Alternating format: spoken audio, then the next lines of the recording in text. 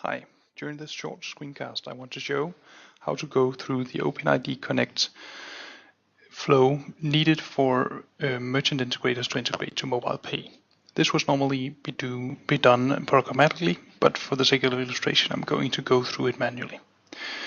I'm using this file sample.http, which that .http extension indicates it's in a format that contains HTTP requests like this one. I'm using Visual Studio Code with the plugin REST client, which enables Visual Studio Code to understand these files and send requests on my behalf. Other tools can do the same, like all the JetBrains IDEs, or you can use these requests in Fiddler as well. At the top of the file there is a few variables, like the client, which in my case is subscriptions.prod. These variables are substituted into the request at different places, like here, client. So let's fire off this first request. This is really not meant to be fired this way, it's meant to be fired in a browser. So the end user who is going to give consents should be redirected to this URL in their browser. But let's look at it just as a raw request. We get the response back over here on the right side, and yeah, we see it's an HTML page. Looking at that HTML page, it looks like this.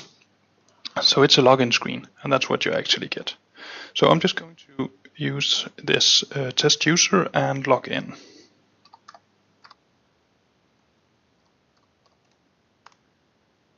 There we go, and then I get a consent screen asking me to give consents to subscriptions, and that's exactly what I'm going to do.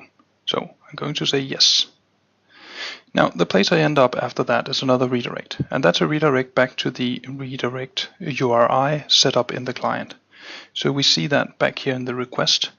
There is a redirect URI equal to the URL encoded redirect URI, which we have up here in the request, and that's where I end up at the end. There's one thing I need from this callback request, and that's the code we see here. The code starts after the equal sign and goes on until the next ampersand. Like that. I'm going to copy that, and then I'm going to use that in the next request. The next step is this request is a post request to connect token. And as part of its body, it has the code. So we're just going to put the code I just got in there. There we go. Press send request. And then we get back an access token, which is now valid to access different mobile pay APIs. This one is valid for 5 minutes. If you need to do something for at a later stage, like in a month or half a year or just in 2 hours time, then we need to use the refresh token, which I am selecting here and copying. That I'm going to use in the last request in the file down here, which is also a post to connect token, this time with a different grant type, refresh token. The first one had a grant type of authorization code. So I'm placing the refresh token here. So that's the one I got for the request.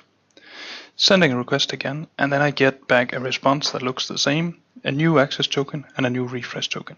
That way you can go on getting access token and go on accessing mobile pay APIs on behalf of the user.